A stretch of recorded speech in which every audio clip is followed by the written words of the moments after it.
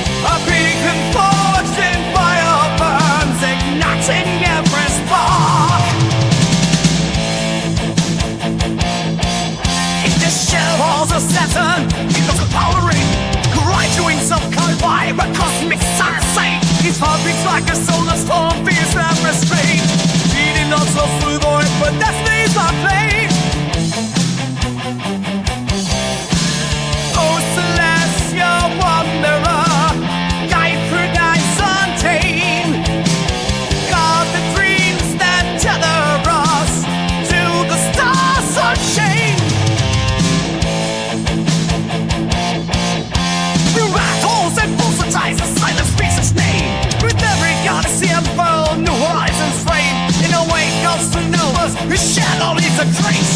In the depths of cosmic dust, he called his destined space. In the cold astral storms, when time bends to his will, awakens cosmic symphonies with ancient rhythms to fill. His journey echoes through the void and in the Stern Age. Everything suns for shall spray across the astral sea. He turns in the starry clouds are filled with death to be.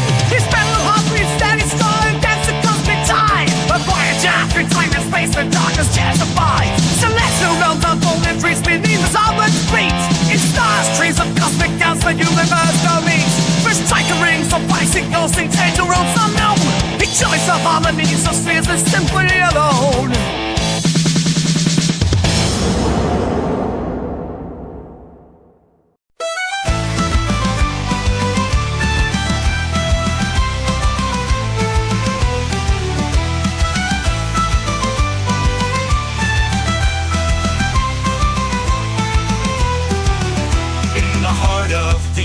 Where the waves do roar, their sails a fearless maiden, to distant shores she'll soar, with the cutlass in her hand and the gleam in her eye. The pirate princess Kairi, saying she'll never say goodbye. Yo ho, yo ho, she's the pirate princess. With her ship and crew she'll never settle for less. Through storms and battles she'll always remain the bravest on the seas, our Kairi's saying.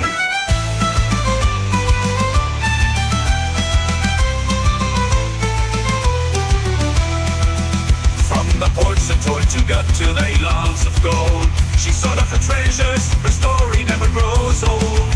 With her jolly rod and flying high and a song upon her lips, she'll face any challenge with her daring pirate tricks. Yo ho, yo ho, she's the pirate princess. With her ship and crew she'll never settle for less. Through storms and battles she'll always remain the bravest on the seas, our Kairi's saying.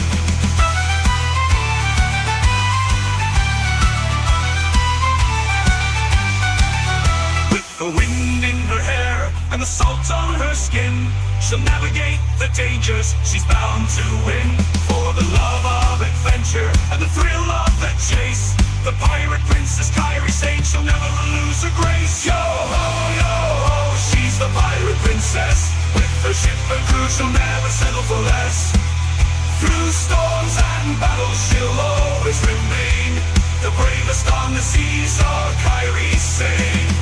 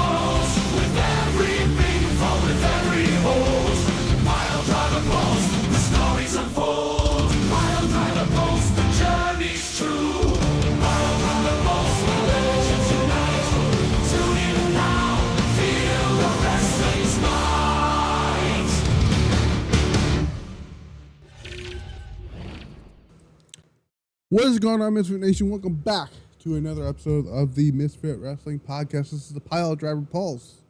I don't even know what episode we're on. Technically, it's like 200 something. I don't know. But I am at the Misfit. Again, this is the Piledriver Pulse, Misfit Wrestling Podcast. All that stuff. Piledriver Pulse on Twitter, Misfit Wrestling Pod on Instagram, Spotify, iHeartRadio, all that jazz. It's going to be in the description below. I'm apologizing for my late list on this stream here. I had some stuff to take care of. Got that taken care of. Unfortunately, as you guys know, I didn't do a Survivor Series review last night, mainly because I missed the Intercontinental and the World Title matches from last night, so I didn't get to do any of that. So that is my fault. I also, unfortunately, it's been cold all week too, so it's kind of like, you know, you had Thanksgiving and all that stuff. By the way, I hope you guys had a happy Thanksgiving. Hope you guys had a safe Thanksgiving. So unfortunately, I didn't get to do a SmackDown review on Friday either. And I didn't even get to do a NXT review like I wanted to, unfortunately. But we all got stuff to do. It's family issues and stuff like that. I got some breaking news. Well, breaking news for my channel is that's going to be coming a little bit later on regarding something that I did last year. Obviously, we're going to talk about that near the end, what it means here, stuff like that. But yeah. So what's on the dealio tonight? Well, glad you asked. Well, you probably didn't ask, but I'm going to tell you anyways. We have obviously we're going to go over Survivor Series, my overall thoughts on the show, the good, the bad, and the downright terrible. That's going to be on. We're going to talk about that. We're also going to talk about the Goddesses of Stardom Tag League. The quarterfinals have been set, and somewhat of the finals.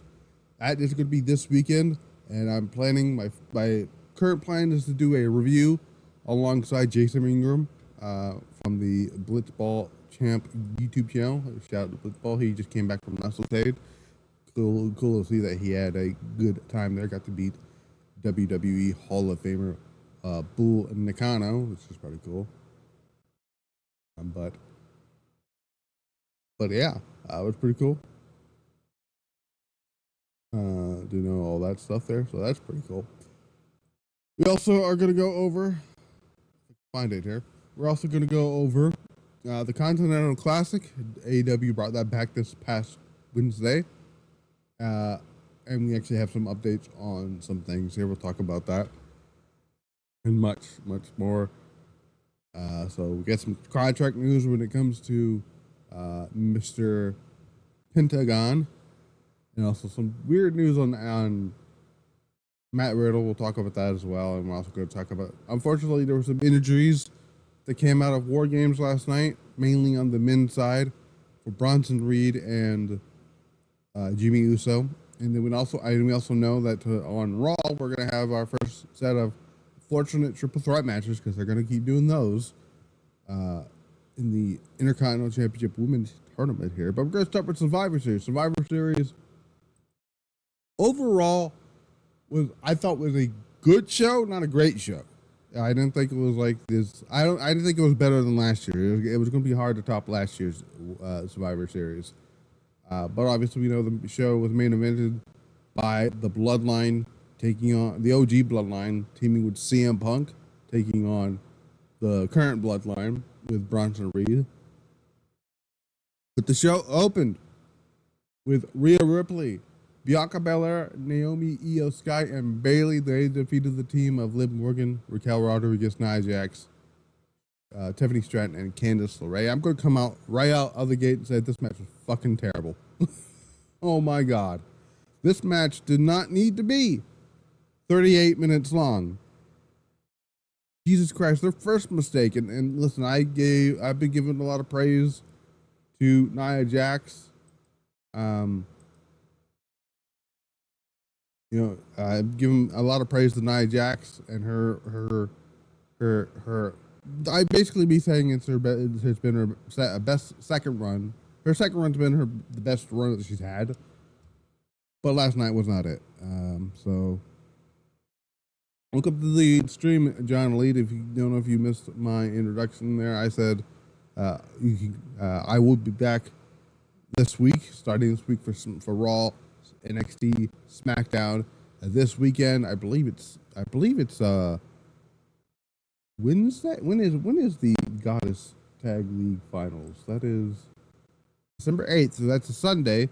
So I'll be back here Sunday, sometime Sunday for that episode when we're going to talk about the Goddess of Stardom Tag League Finals. This should be good here. But yeah, we're talking about the Women's WarGames match. Yeah, I thought the mask from Rhea Ripley was pretty cool. But again, the match was not very good. The match was boring for like the first 20 minutes of it. Didn't pick up until Io got into the ring. Io, I tweeted out on Twitter around, let's see, what was my tweet here? Io, I had said, let me see if I can find it here. I said, see if I can find it. I made the tweet. I'm trying to find it now.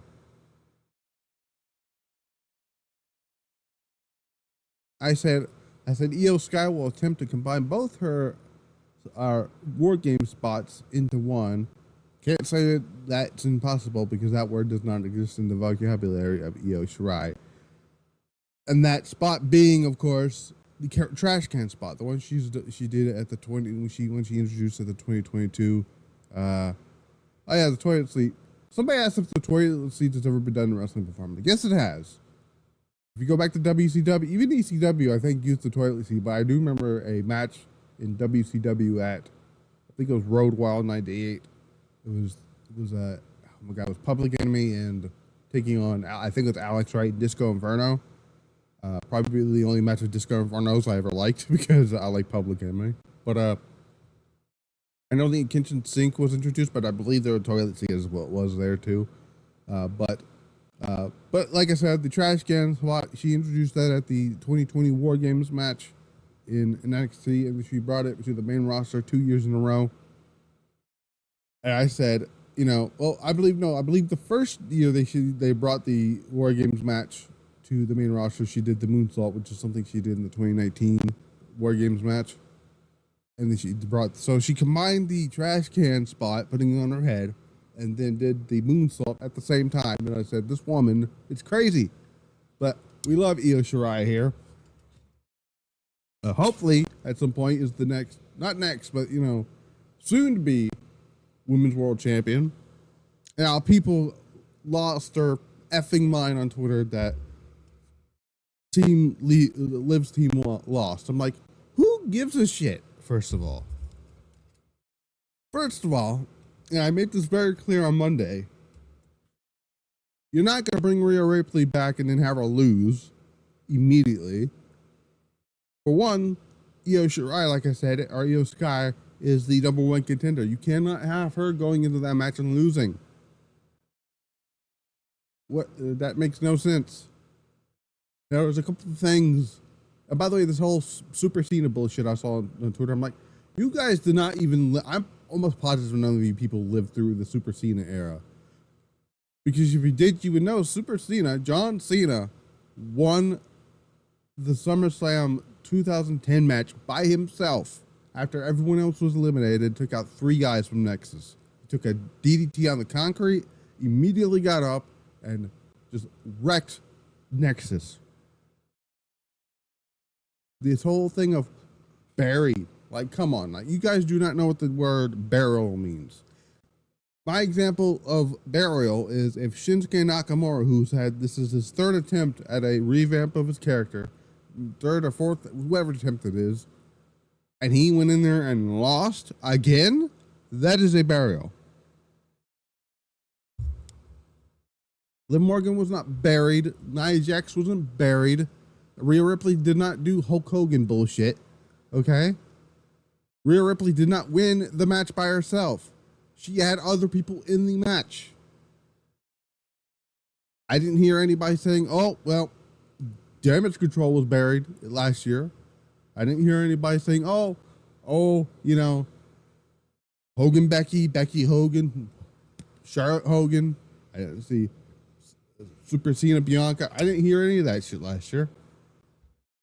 Yes, Io Shirai was the champion because my Io's, but they had it. They had an ongoing story with Damage Control.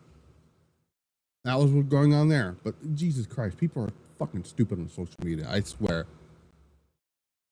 I swear. And so one of the things that kind of told me something, them having Rhea pin Liv Morgan told me they are not planning on having this match go all the way to WrestleMania, or this program go all the way to WrestleMania, because I swear to God, I can't handle this anymore. I cannot handle the storyline going any further. I don't know about you guys, but I'm over it. I'm not convinced. I don't think Io's winning the title. They're probably going to do this match at Saturday night's main event. What I think is going to happen, this is me fantasy booking here. Well, I'll get me a sip of water. My fantasy booking idea is very simple. You do the match at Saturday night's main event, you get a little more. Now, Rhea Ripley said, I'm going to respect your wish. I'm going to respect that Io's the number one contender. I'm not going to get involved. But you know who will? No aura list self, whatever fuck her name is. Oh my God, what's her name now? I can't think of it. Raquel Rodriguez. She's so forgettable that you forgot her name. That I forgot her name. You probably forgot her name too. Anyways. She's gonna get involved, cost Io the championship. All right. So I'm envisioning this because I've noticed this since I would say August, maybe, that Io and Rhea have been in this storyline, continually here, right? So what I think is going to happen, I think after the shenanigan bullshit that's going to happen at Saturday night's main event, they're obviously, I feel like they're going to set this tag match up. They can't, it's kind of not obvious, but it seems like something they're going to do, which would be Io and Rhea versus Liv and Cal. Rhea gets the pin on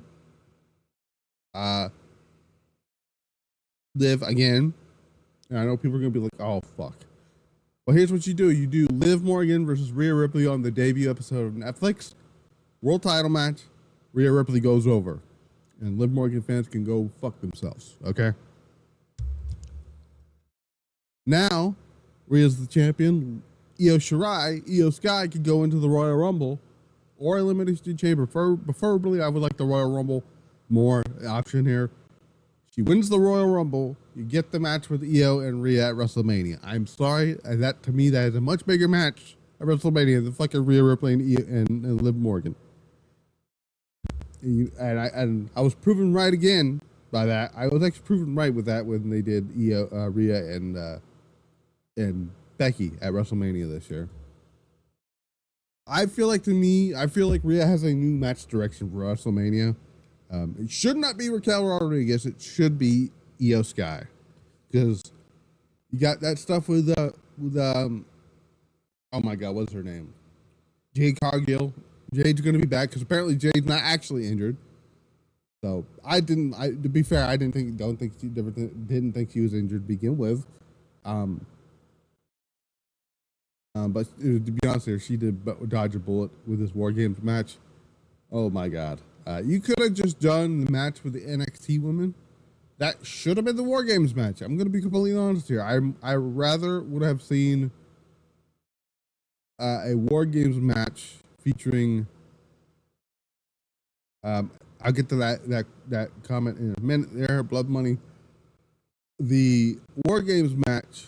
I feel after this weekend should have been the 5 women from NXT and TNA, which would be Jordan Grace, Julia, oh my God, who is Stephanie Vickier and Azaria, and Kalani Jordan versus Fatal Influence, Cora Jade, and Roxanne Perez. That should have been the WarGames match. I'm going to be honest with you. They should have that. I feel like they had a missed opportunity to do that there last night. They should have had. What I would have done is just, obviously you finish the match and then afterwards, Tiffany cashes in, because I'm trying to figure out how they would have done the cash in inside WarGames. Like would the match become them for the title? You know, because then that would automatically give me WCW '98 WarGames vibes, and I don't like that. I hated that one. So I don't know, but I agree. Nia Jax, I think is gonna lose the championship long before we even get to Saturday night's main event. I mean, she might lose that Saturday night's main event, but I have this feeling that we're gonna go into the Royal Rumble with Tiffany Stratton as the champion. I'm not positive, but I'm kind of certain, in a way, that it's gonna be Tiffany Stratton, Charlotte, for the title. Listen, I don't give a fuck if that's gonna be the title match, as long as I get my Io Rhea match. I could care less what the other title match is at WrestleMania. Just me. But other than that, again, I didn't care for this WarGames match. The babyfaces got the win. I'm okay with the babyfaces getting the win because they fucking needed it. Io now is no longer 1-5. She's now 2-5 in the WarGames. So I'm gonna be completely honest with you. This WarGames match exposed a lot of people of how fucking terrible they are. I'm talking about Liv Morgan, I'm talking about Nia Jax, and I'm talking about Raquel Rodriguez. Now, I'm probably looking at my screen here because I'm also looking at notes and stuff like that because, you know, I have to be prepared for that. But yeah. Then we had that wasn't next. We had the United States Championship match of LA Knight defending the U.S. title against Shinsuke Nakamura. Shinsuke Nakamura has a new look to him, which actually looks pretty badass, I ain't gonna lie. Friday Night SmackDown, we were introduced to a new theme to the Shinsuke, and they weirdly changed it. By the way, if you notice this, out of all the people who are currently on the roster, Braun Breaker has had more theme changes than anyone else. If you guys notice that, we'll get to Braun Breaker in a little bit. But I was going into this match with the like, look, I was one of those people who were like, Nakamura's not winning this title. They're just bringing him back to lose. And I said, it's one thing to look badass and do all look badass and all that stuff, but to be booked like a badass is a completely different thing.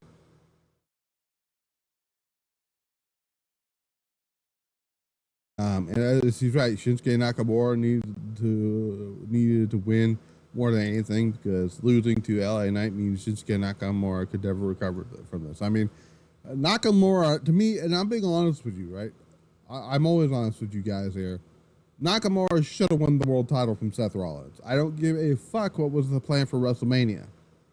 You did all this cool stuff with Shinsuke last year, and he not once won the championship. You had a main event, 2 pay-per-views.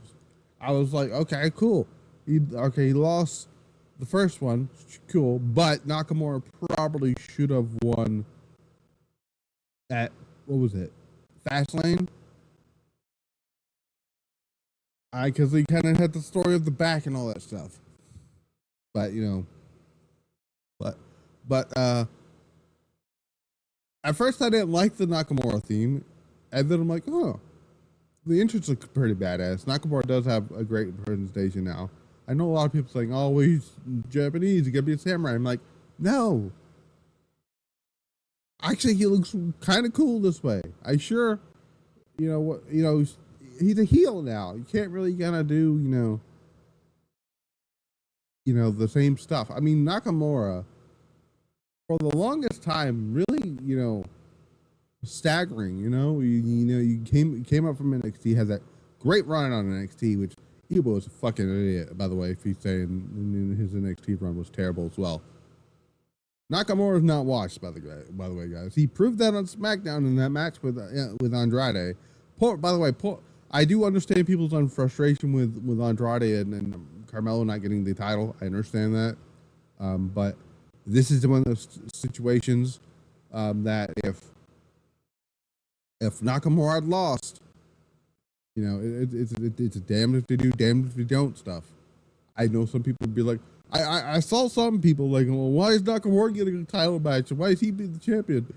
Those same people would have said Nakamura, if Nakamura had lost, it would have said, oh, Nakamura lost, he's a jobber, and whatnot, all that stuff, you know? So you can't really please anybody right now. But I do agree, LA Knight's title run was underwhelming. I know a lot of people are like, LA Knight lost the championship, you know, what now? I'm like, dude, let's not sit here and pretend like LA Knight's title run was this fucking amazing thing. Sure, he's had some good matches out of that. He had that match with I think it was with Andrade on SmackDown a few months ago, and then obviously the 3-way at Crown Jewel. Other than that, they should have striked when that iron was hot with LA Knight last year. I think he should have won the title last year. There was no reason to put it on Logan Paul at all. They wasted the United States Championship for almost a year to somebody who was at one point super over is not that much over anymore, and I hate to see that. You know, I like LA Knight. Like, I don't. His in-ring work isn't my favorite thing about him. His strong suit is talking on the microphone, right? But it's always, but then the bell rings kind of people, right? We saw that with the Wyatts for a long ass time, especially with God rest his soul, Bray Wyatt. Now we knew Bray could wrestle, but they just wouldn't let him do it because, you know, he had to be a spooky gimmick. Thank God they don't do that anymore.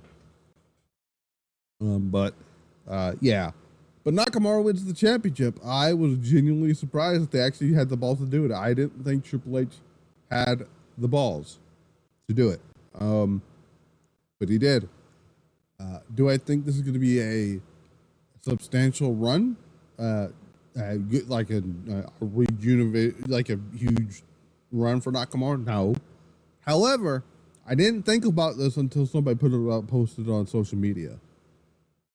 Nakamura has a match coming up in Pro Wrestling Noah on January 1st, I believe. It's at their New Year show, and I do not remember who he's wrestling. Give me a second here. I gotta put this up here. Hang on. Noah, New Year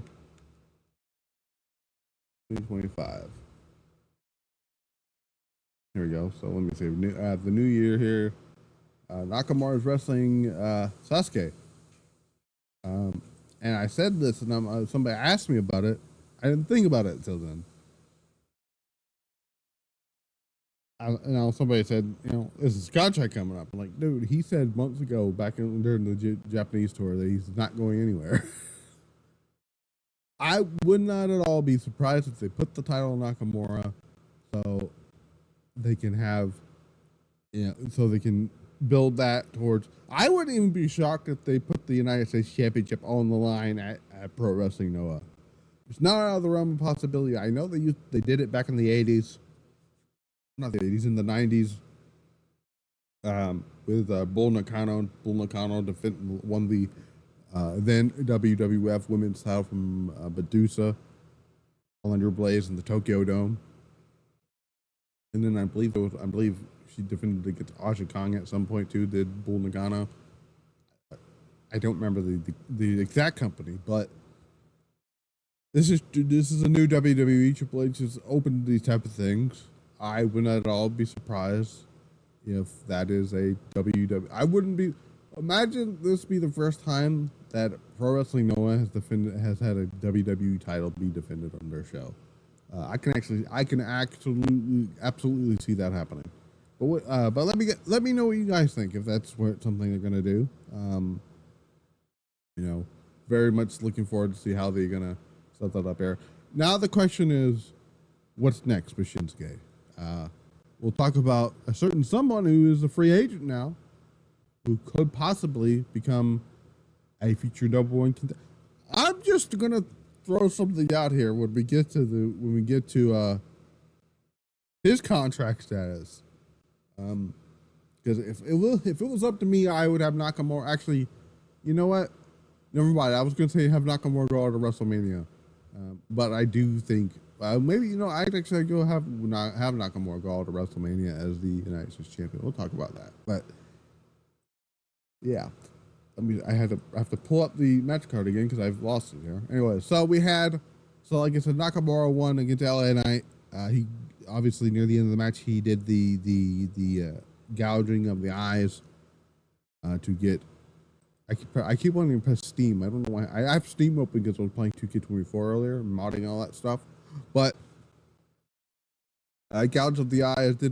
I thought he did a regular DDT, but it ended up being like a Scorpion Death Drop or something in between the metal rung of the rings, and Kinshasa to the back of the head. Nakamura is your new Intercontinental, not as the new United States champion, 3-time United States champion. This is the first Nakamura. When I saw this, I'm like, this is fucking sad that this is Nakamura's first pay-per-view win since 2020. Now, I saw that and I'm like, that's fucking sad. But man, imagine I keep saying this to a lot of people. Imagine if Triple H took over the main roster in 2018 and he had the choice of what goes on last and what's going to be built correctly. He would have went with for Mania 34. He would have went with Nakamura and AJ, and he would have allowed Nakamura and AJ to have the best match in WrestleMania history. But we're never gonna go because Vince McMahon is a piece of shit. Intercontinental Championship match, probably the best match on the entire night. Wrestling wise, you have Braun Breaker defending and retaining the Intercontinental title against Sheamus and Ludwig Kaiser. Sheamus unfortunately comes up short again. He eventually, at some point, will get the United States the Intercontinental Championship. It's not gonna be. It wasn't last night though. But this is a hell of a match here. When I went to go back, a lot of people told me I should go back and watch this. I'm like, this match was awesome. Ludwig Kaiser showed out last night in Toronto, not in Toronto, in Vancouver. There's some good stuff there from Ludwig Kaiser. Sheamus is always great. Sheamus always has bangers. Like this new version, let's think about this for a second. Sheamus, like for the longest time, I was not the biggest Sheamus guy, and I've told this to a lot of my friends. I've told this to a lot of my family who watches wrestling, and mostly my friends. I was never a Sheamus guy growing up. Like when Sheamus came up in 2009, when he debuted on the ECW brand, and I'm not ashamed to admit it, I was unfortunately watching that version of ECW at the time. And then but for a while I just stopped watching that ECW brand. Anyways, my point is. So then, and I was like, they meet, or no, in 2009. Was it 2009 he came up to the ECW? I know he was on the main roster in 2009, but I'm not entirely sure if it was ECW brand.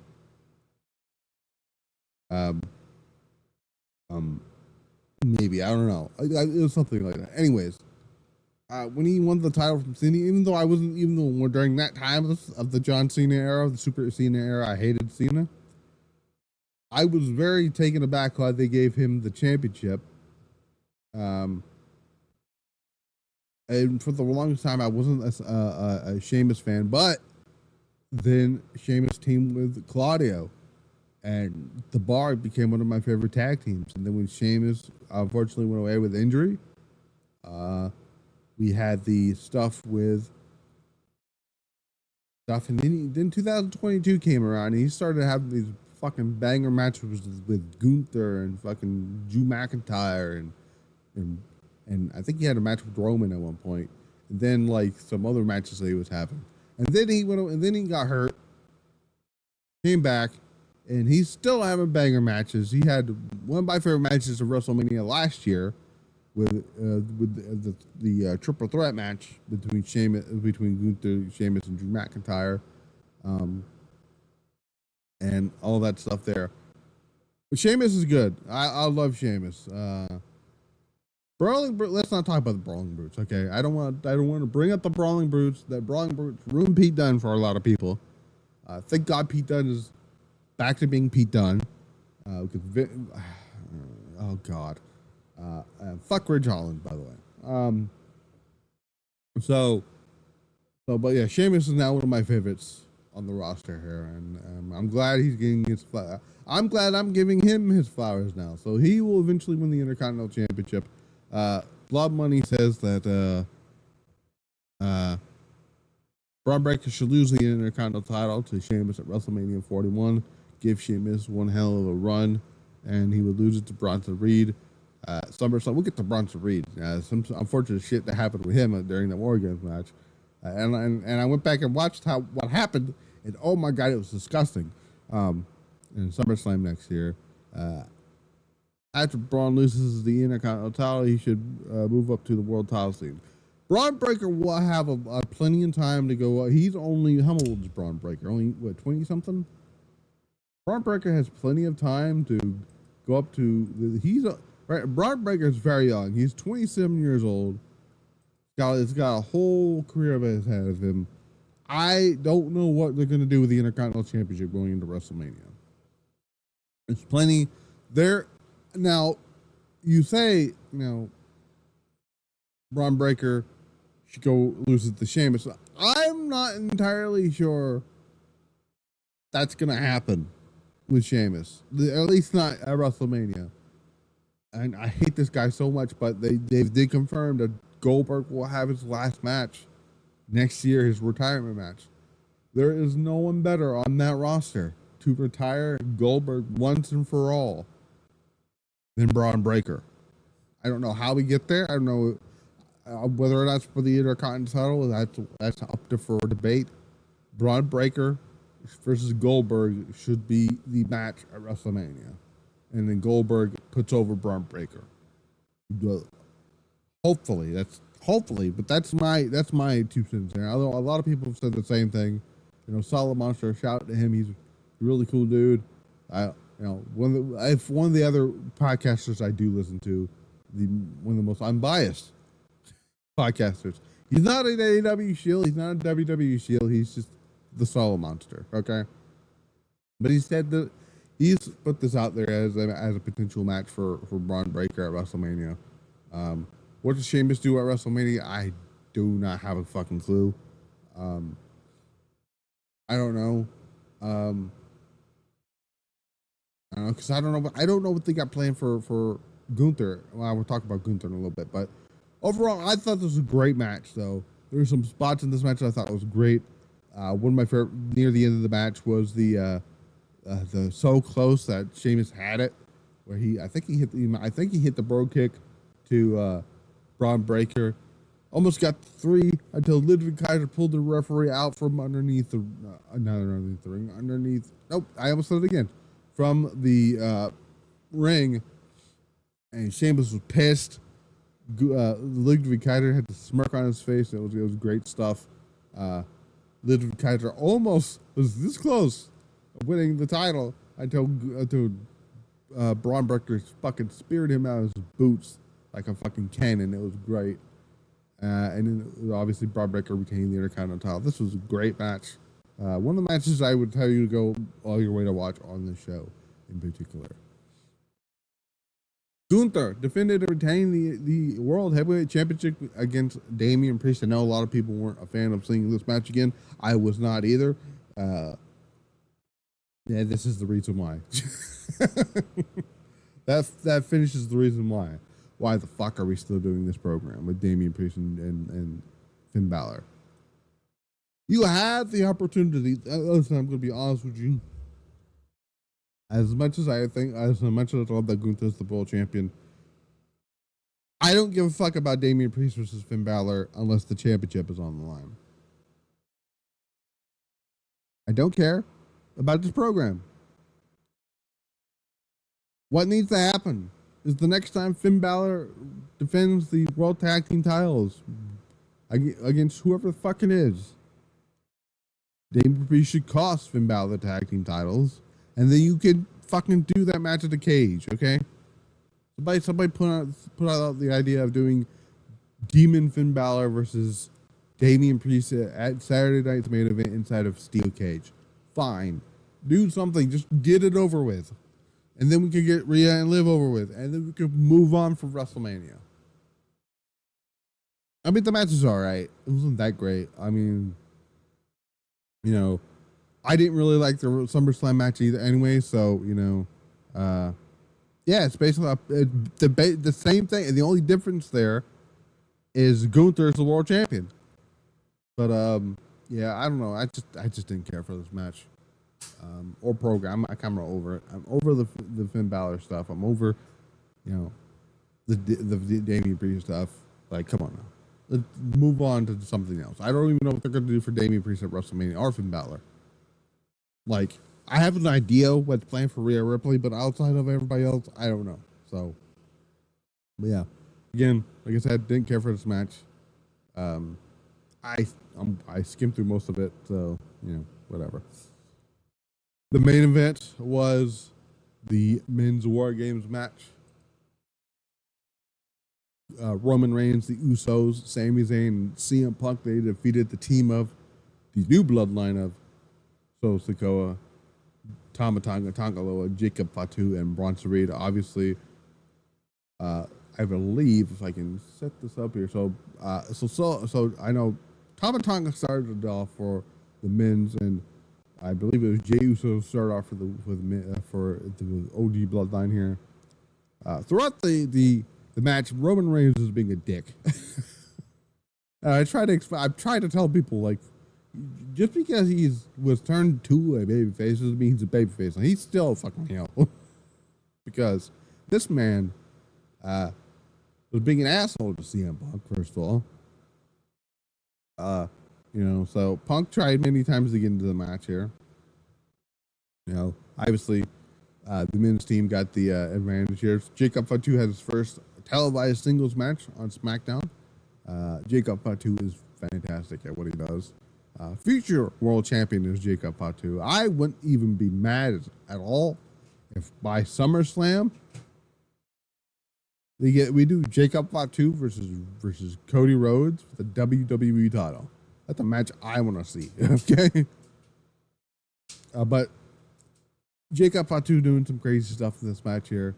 Bronson Reed comes in, I think almost near the end of it here. Obviously, the last two on each side, it was Roman and Solo. Punk tried to get in again, and Roman stops him and tells Sammy to get in there. Sammy's like, "What are you doing?"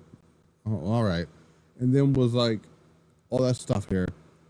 My favorite thing about this was when it was time to between the two, Roman Reigns tried to aura walk his ass out to the ring. CM Punk's like, "Fuck this shit. I'm going past you," bumps him and goes straight to the cage and grabs the toolbox and starts beating the shit out of all the members of the bloodline. It was great. Now, I saw people complaining about the Jacob Fatu spot. Do you know how Samoans work? Do you? Because I don't think you do. Samoans are known to no-sell headbutt spots. And also, Jacob Fatu is fucking awesome. Okay, he's cool at the stuff. So, you know, and unfortunately, I didn't get my prediction, which was Jacob Fatu pins CM Punk, but CM Punk made Jacob Fatu look like $1 million. They all did. There was a cool spot with Jacob Fatu. So I believe I think it was Jimmy who was between the ropes and the cage, and Jacob did the handspring, like almost like the Tajiri handspring thing. You know, the back of his legs and heels hit Jimmy, and then did a moonsault onto, might have been Jay, might have been Sammy. Yeah, never had but a Samoan. But I think it was Sammy that was on the floor. Anyways, it was a great spot. Jacob Fatu is such a good seller at things. He botched I think it was like a moonsault or something, and he sold it like he had tore his leg up. It was great. He wasn't supposed to sell it like that, and he did it. It was great. I love it. I love Jacob Fatu. I cannot wait to see what he does here in the future for WWE because he is awesome. To me, he's the real tribal chief. But I thought it was great there. Some good other stuff here. So now Roman gets in the match after Solo locks it. Solo. Roman decides to climb the ropes and all this cage and all that stuff. He finally gets into the ring. So now we got a standoff at this point here. Excuse me. And Roman, obviously, does help up the rest of the bloodline, except CM Punk and Roman again. Once again, being petty. You had Paul Heyman come out. It's like, you guys need to work together. This is WarGames. And, they start beating each other out of stuff here. There was a nasty spot here. We had Roman Reigns set up onto a table, right? Bronson Reed is going to the top to do a tsunami splash. And I said, this motherfucker's going to do a tsunami from the top of the cage. This motherfucker did a tsunami from the top of the cage.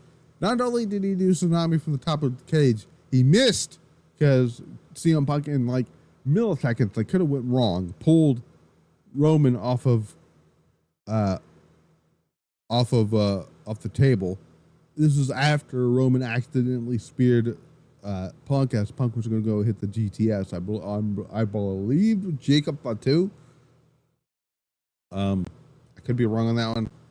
It might have been Jacob. It might have been Solo. I'm not entirely sure, but and I saw the footage.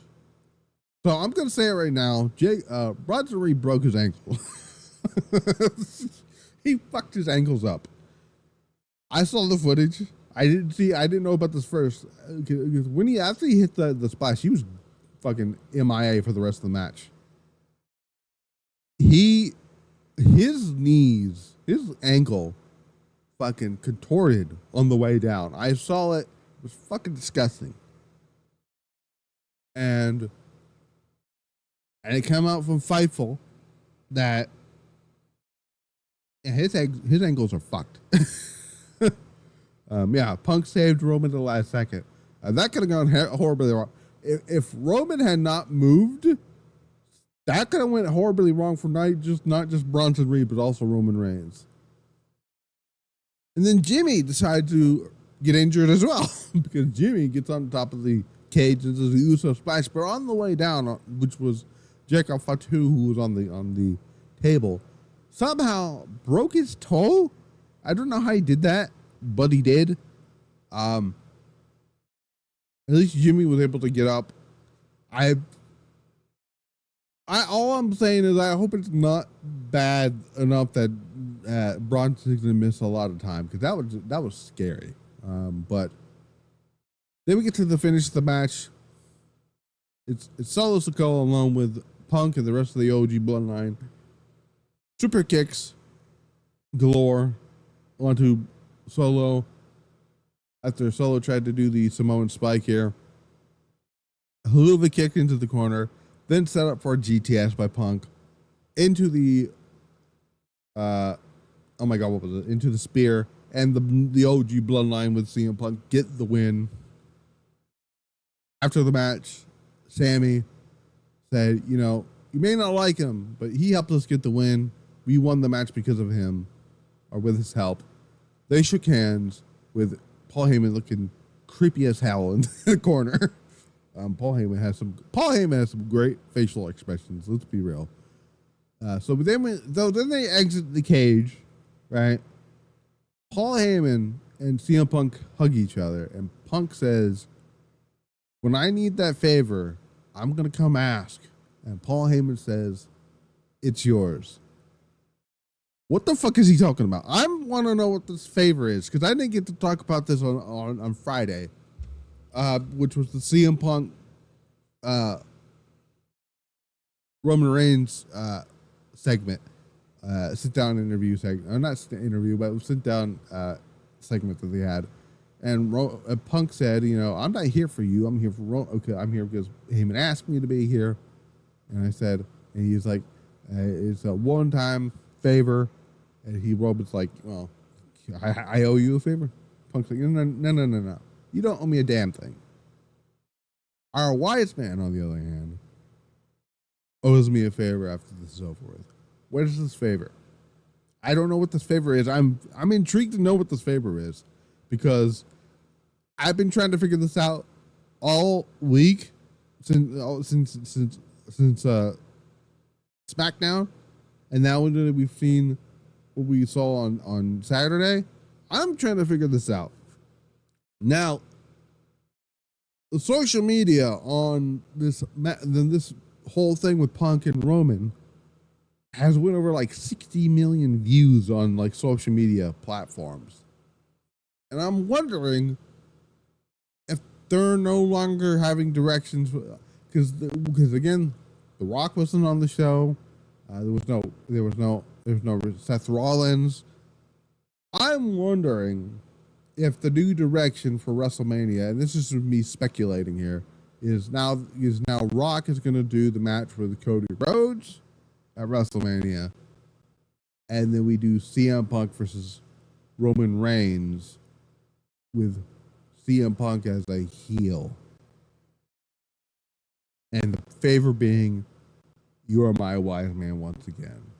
I don't know what the favor is. I'm very interested to find out.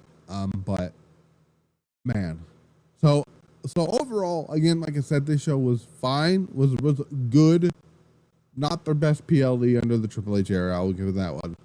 It was not better than last year's Survivor Series, and just because there was no return or debuts or whatever, didn't hurt the show. But the Intercontinental title match and this match saved the show. So I thought overall, I give that show overall a 7 out of 10. But so yeah, let me know what you guys think about that in the comments and section down below. Let's talk about AEW Continental Classic. They brought that back. I haven't even got to talk about who's in this year's Continental Classic, but we have the Gold League and we have a Blue League, just much like last year. In the Gold League, we have Brody King, Claudio Castagnoli, Will Ospreay, Darby Allin, and actually, before we get into the Continental, actually, I'll talk about Raw at the end of the stream here. So, because obviously Raw is going to be coming up in a couple hours from now. So, like I said, Will Ospreay, Darby Allin, Juice Robinson, who unfortunately apparently has gotten hurt again,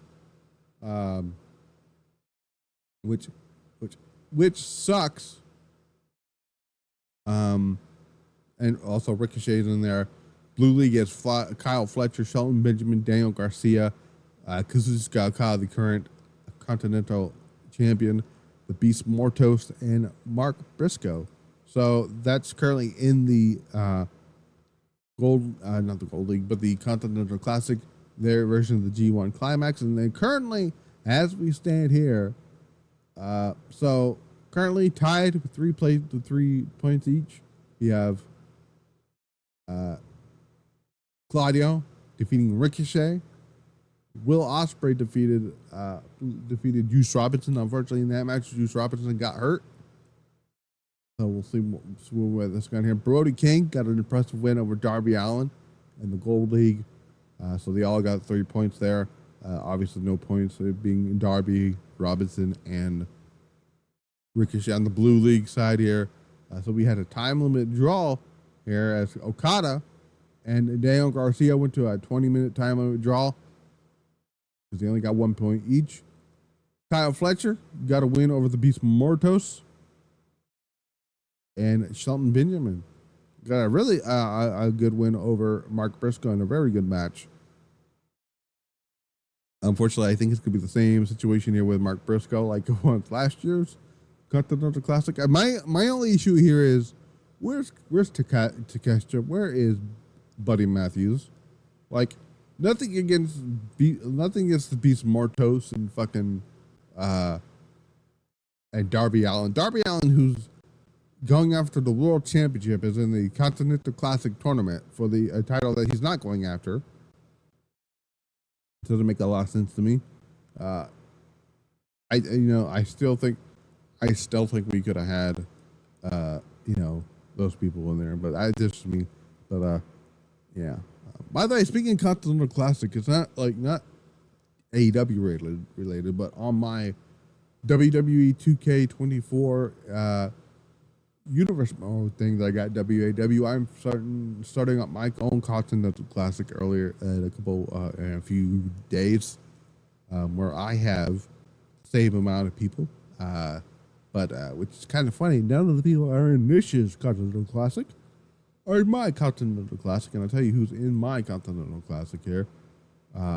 So I will be doing one for the women, just not right now. But we have the Blue League, which is Shingo Takagi, Cody Rhodes, Andrade, El Desperado, Hangman Page, and Sami Zayn. On the Gold League, Shinsuke Nakamura, CM Punk, Kevin Owens, Gunther, Sheamus, and Killian Dane. I need a big guy on there. And I thought, let's get Big Damo on there. So that's going to be my Continental Classic. I'm going to be starting up very, very soon on the WAW Wrestling YouTube channel. Might put the link in the description. I don't know. I'll find that out here. But yeah, that's the current standings for the Continental Classic. Let me look and see if I can find some other stuff on the Continental Classic. I think more matches are coming up soon. Let me look this up here. Continental Classic. The WAW, not the AWA, or not the AWA. You know what I meant here. So let's see. We got all right. So this is Wednesday. We have Claudio taking on Brody King. That should be a hoss fight there. Can't wait for that one. And Shelton Benjamin's going to take on Kyle Fletcher. Then on December 11th, Winter is coming. Claudio's going to take on Will Ospreay. That should be another banger of a match. Ricochet is going to bounce around for Brody King on that night too. Dynamite's Holiday Bash Show. Darby Allin versus Will Ospreay. We haven't had any more announced matches here so far. So that's currently what's going on in the Continental Classic. Let me know what you guys think about the Continental Classic. So there is that. Another round robin tournament that's about to be finishing it up on this weekend. Stardom's Goddesses of Stardom Tag League, the 2024 one. This has been a weird tournament this year. However, we do know that we have a finals. Well, not finals. We have a quarterfinals now set for this. We do know that the top 3 seeds have been taken. So on Saturday, we're going to have 2 quarterfinals and the semis for on the Goddess Red Block League. Obviously, so we know Hazuki and Koguma will be going to the semifinals. They got the bye in that.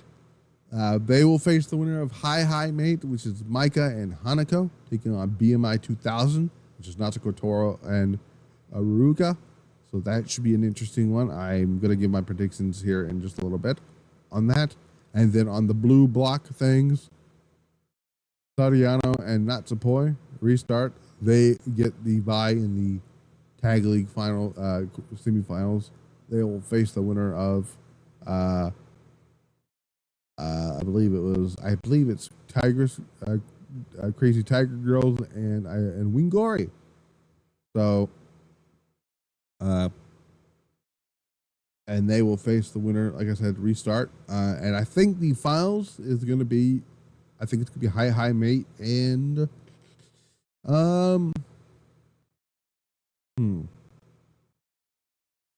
I think it's going to be High Mate and Crazy Tigress Girl. I think I'm gonna go with. So, I think I made this mention the other day. I think Mike is going to be the first ever back-to-back winners of the Goddess Tag League. They've got to do something with Mike at that Dream Queendom. Obviously, the winner supposedly gets a title match, a Goddess title match, in December, or on December 29th at Dream Queendom. So Obviously, obviously because Starlight Kid's getting the white belt title match against Natsupoi. So that kind of writes off Crazy Tiger Girls and also writes off Restart. Because I just don't see neither woman pulling double duty that night.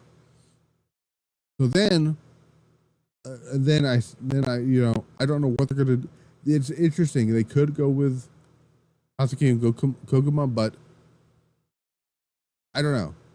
That's a very now. My question then becomes, because what happens if we get a time limit draw on the semifinals? Like, but I don't know. I still think I'm gonna go with Hi Mate. I don't know what they do with Hazuki then on there, but I'm most certain they're gonna do Starlight Kid and Natsupoi on December 29th. And obviously right now the only match we know for Dream Kingdom is Tam Nakano defending the Red Belt against Sai Kamatani. Speaking of guys tag team titles, Momo Watanabe has been very interesting. And I talked about this with Jason on when we did the review for the oh my God, what show it did? The historic crossover, a few weeks ago. And it's been very noticeable here, and I think Blood Money will agree with me on this.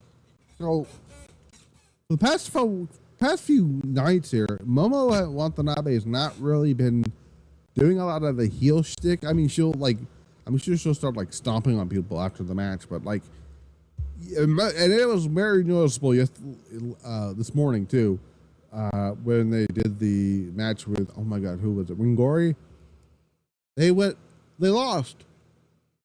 All right, they lost to Wingori, which got Wingori the tiebreaker spot for the tag league in their block.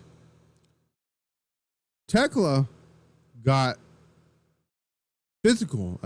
She started wrecking everyone. She started beating up staff members and Hanan and started going after Toru Okada and shit. And I watched this and I'm noticing someone's not getting involved with this at all, and that being one Momo Watanabe. And I tweeted this out last night, and I said, let me see if I can find it here. And I said, okay, so I said, Momo Watanabe not being involved with the beatdown of Wingori post-match is something to pay attention to. And somebody said, good pickup. I'm like, I know it was a good pickup because I mentioned it. And let me see if I can find what so the English Stardom page put out actually something about what Toru Okada said about the whole stuff with I guess did they delete it? Did they delete the tweet? I guess they did. Huh.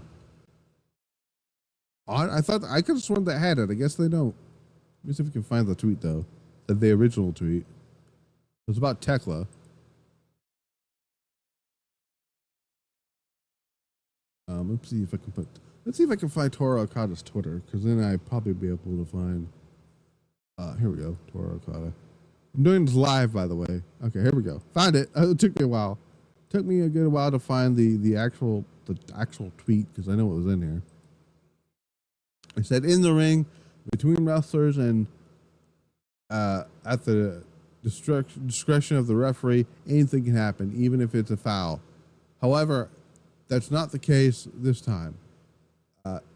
Tekla has always had the staff member who stands in front to prevent that, whatever it says here. So basically saying Tekla will pay the price, and so I don't know what this means here, but I think I think they're going to lose the tag team titles at Dream Kingdom, and I think they're going to blame Momo Watanabe for it, and then Momo Watanabe is going to fuck hate over. We're so close to that babyface Momo Watanabe, and I'm loving every bit of it. The slow burn to that is going to be great. But yeah. But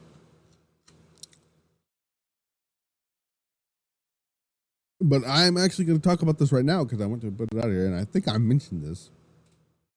But like I said, me and Jason are going to do a double, not a double. Well, we could do a double review. I don't know, but we are going to do a review of the finals of the Guys Stardom Tag League, which is going to involve the semifinals as well, because we want to make sure that's all in there so we don't miss anything.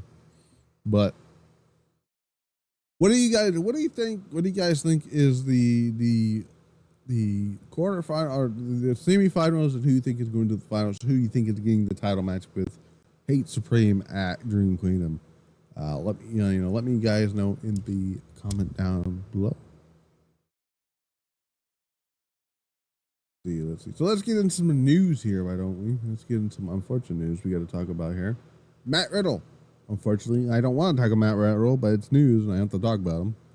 Matt Riddle appeared in TNA on November the 29th at the Turning Point show. TNA got word, this is from Fightful Select, by the way. TNA got word that afternoon that Trey Miguel had travel situations and that he would need to be replaced. We're told that Matt Riddle found out not long before the show that the possibility was a reality and ended up working the event.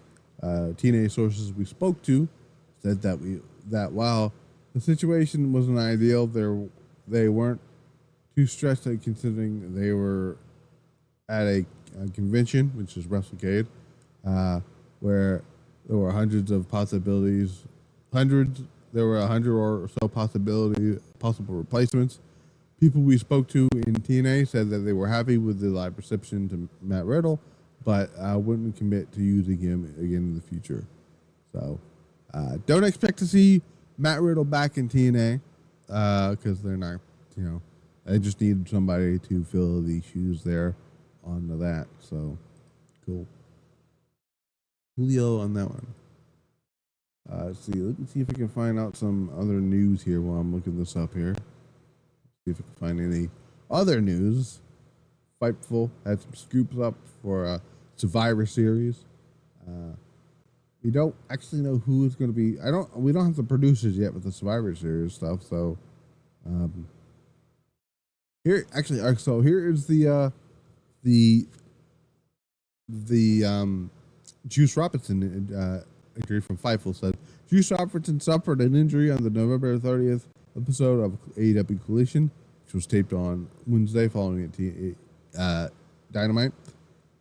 Juice Robinson took on Will Ospreay in a Gold League match in the Continental Classic. Ospreay was victorious in the contest.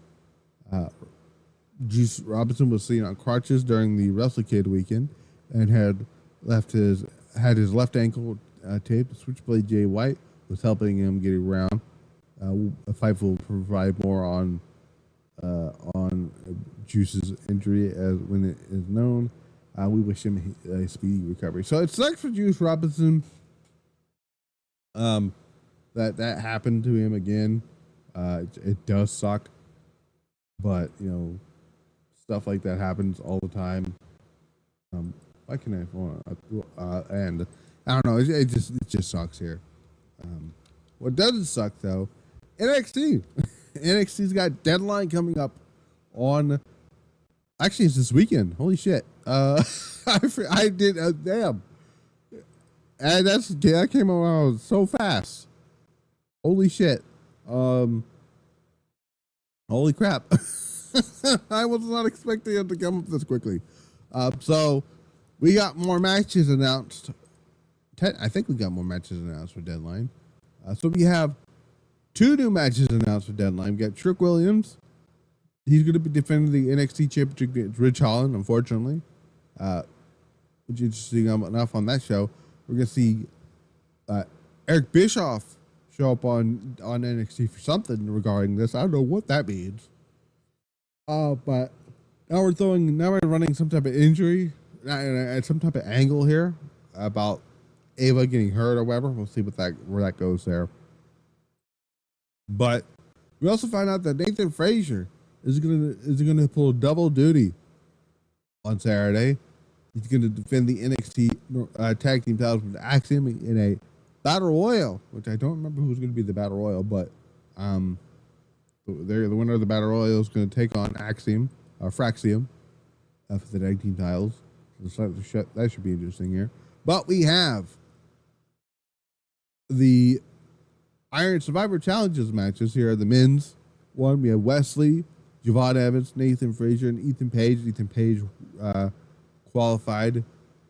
I think Nathan Frazier and Ethan Page qualified this past week on NXT. I don't remember exactly who Nathan Frazier beat. Let me see if I can bring that up here. So Nathan Frazier. Let's see if I can find this here.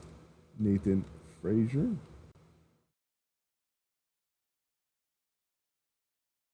There we go, Nathan Frazier. Let me see if we can find it here. So let me see. Here we go. So Nathan Frazier defeated Eddie Thrope, which I don't know. Was this past weekend? Yeah, no, was it? No, it was last week. It was last Tuesday. So yeah. And Ethan Page defeated Axiom actually to get his spot in the match. There's one spot open left, and they're going to do that. Decide it through a last chance match, featuring all the people who lost. So we'll see about that here.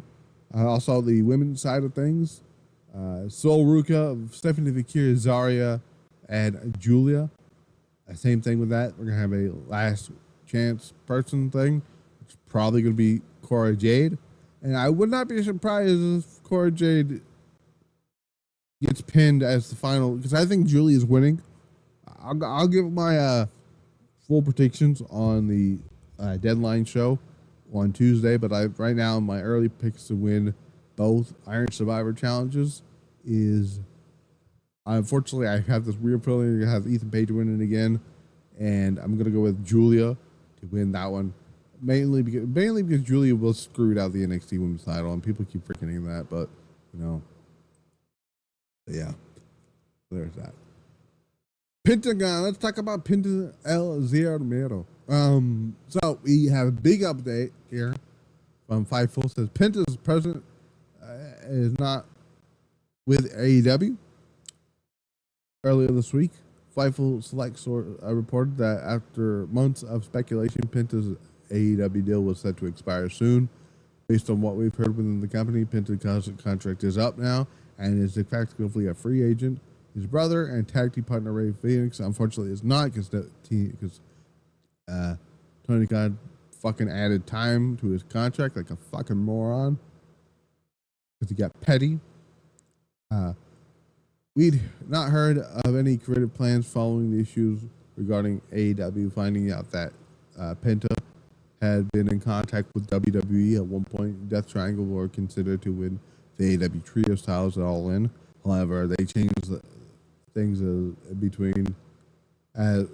as things between the two sides became strained. And in the summer, Pénta was heavy interested for marquee matches on the Indies, which has been the case even through his AEW run. So somebody pointed this out to me, and I said, interesting.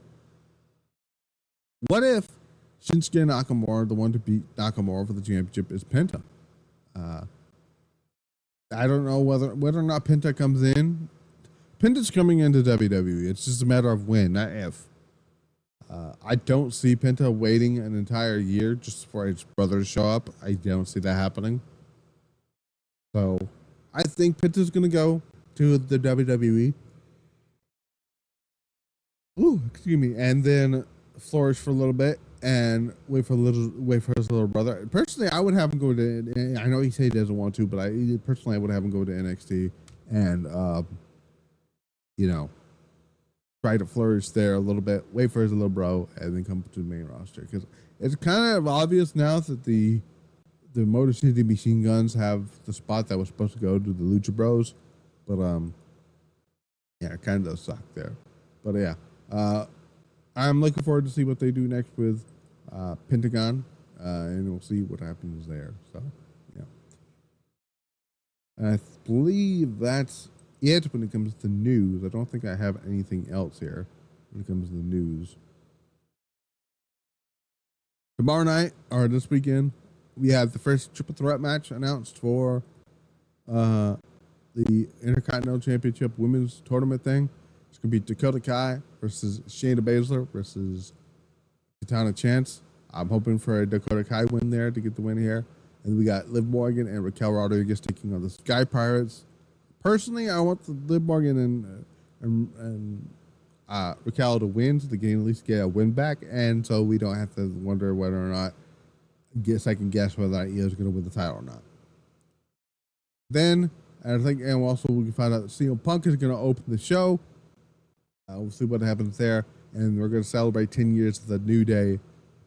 That's going to be an interesting segment, how we're going to get to there. Will Big E be on the show? We'll see on that end there. Before I go into my big reveal here, I'm going to give a shout out to the show sponsor, my good friend Yumi Nakamura and her band Iron Roses, with their new album coming out in just a couple of weeks, December 27th. That is called Steamheart Chronicles. Here it is. Here's a word from the Iron Roses. Episode of the Misfit Wrestling Podcast is brought to you by Steamheart Chronicles, the new album by the all-female Japanese steampunk metal band Iron Roses. Featuring epic tracks such as Iron Will of the Heart,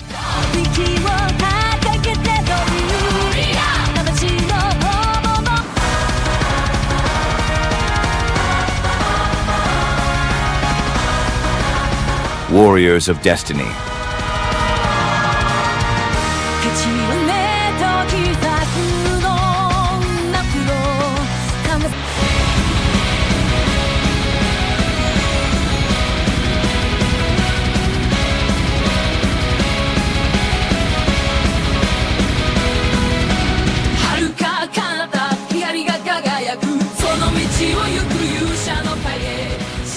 Journey of the Brave,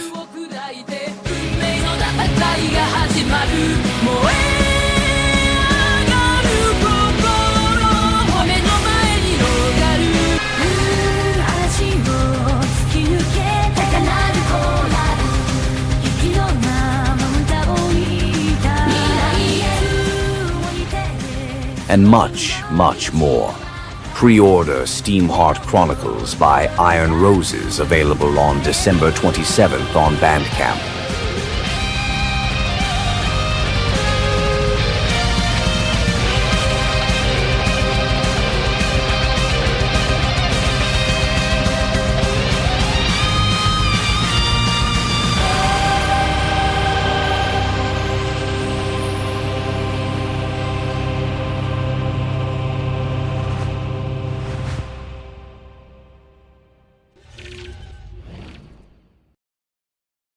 Iron Roses, December 27th, Steamheart Chronicles on Bandcamp. The link is in the description below.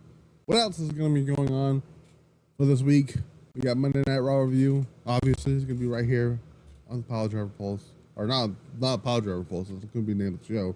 I might just keep that up here, just so I can have it up here. But we got that. We're going to have NXT and my predictions at least for Deadline, which I forgot that this show was coming up this quickly. I thought it was next weekend. But speaking of shows that are coming up, we have Saturday night's main event, and I have some big news to share with you guys here. Not regarding that show. I am going to be live after Saturday night's main event. But my thing that I did last year, you guys remember the year-end awards? Well, guess what? They're back this year, the 2024 year-end awards.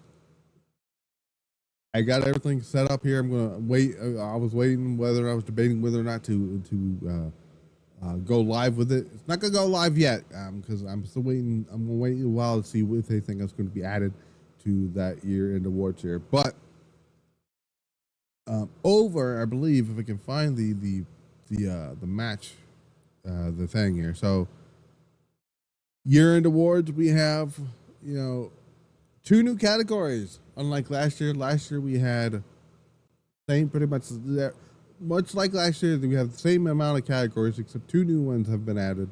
That being Hater of the Year and Commentator of the Year. I don't know why I didn't think of adding Commentator of the Year last year, but the Hater of the Year award thing actually was introduced into because of Drew McIntyre, because Drew McIntyre is the ultimate hater, which is fucking hilarious to me. But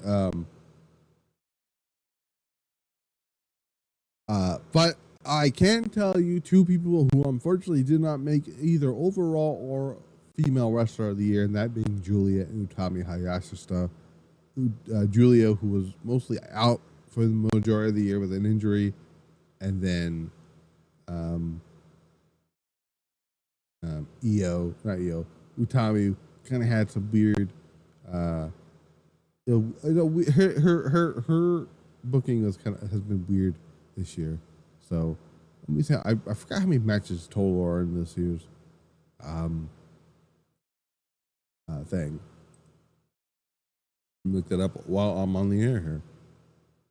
There will be no pictures this time around because I'm not going through all that just to add picture here. But so the amount of matches that are in the year-end awards for match of the year, there is a total of 63 matches in there, and I had to be fair. I couldn't just put ones I liked in here.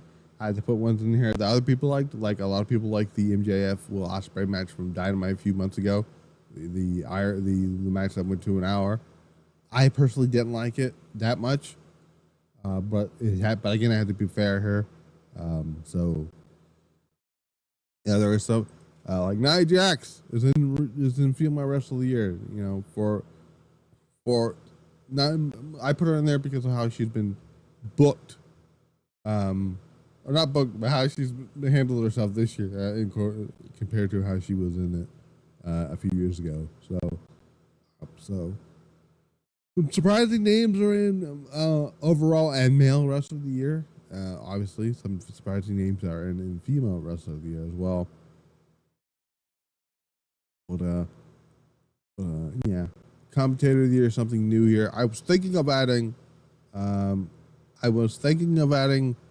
Worst Show of the Year, but I'm not gonna wait to do that next year, unfortunately, because I will have to go through a lot of stuff in order to set that up, but I don't want to do that. I don't want to go through all that stuff here, but yeah.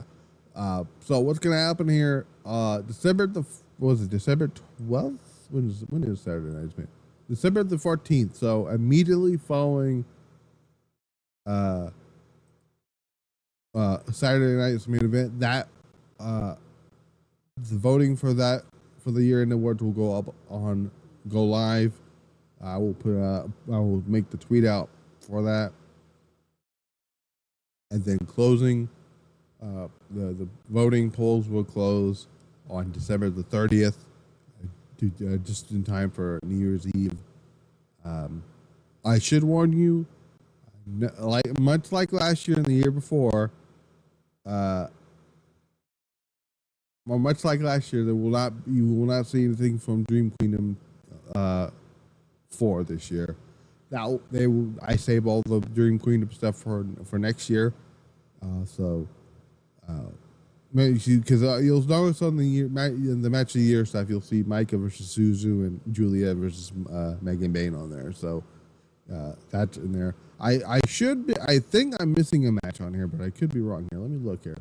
When it comes to worst matches of the year, I probably should be adding Julia versus Stephanie Vicky. No, actually, no. I don't think that happened this year, did it? I don't think it did. I'm not entirely sure. I don't think it did happen this year. I could be wrong here, but I'll have to look that up. If it did happen this year, I'll probably add it on there. But for the time being, it's not going to be on there. So, but again, December the 14th. That's when those voting polls are going to be up, and those will close on December the 30th. I don't have a specific time frame on that, but it will. But that's when that's going to happen here. And then I'm going to do a live. I might do a live stream for the reveal of that. I might have Jason on there to help me out with that. So we'll see about that here. But this weekend, again, deadline review, which I forgot about. It's going to happen here. I'm going to be on here for deadline. And then Sunday, I'm going to be here for the finals of the Goddess of Stardom Tag League with my good friend Jason Ingram. So, again, you can follow me on Piledriver Pulse on Twitter, Mr. Wrestling Pod on Instagram. All the other outlets are going to be in the description below and all that good stuff. I've been Matt the Misfit. This has been the Piledriver Pulse. I will see you back here tomorrow for Monday Night Raw. Hopefully it's a good show. Where's Raw going to be at tomorrow? I think they're still going to be in Canada tomorrow. Let me look here. They're going to be in, so they're still going to be in Canada this weekend. So, or on what, Wednesday or Tuesday, Monday, whatever it is here. But yeah, again, I will see you until then. Good night and have a good night. Have a good night. Stay warm. It's really fucking cold. Good night, guys.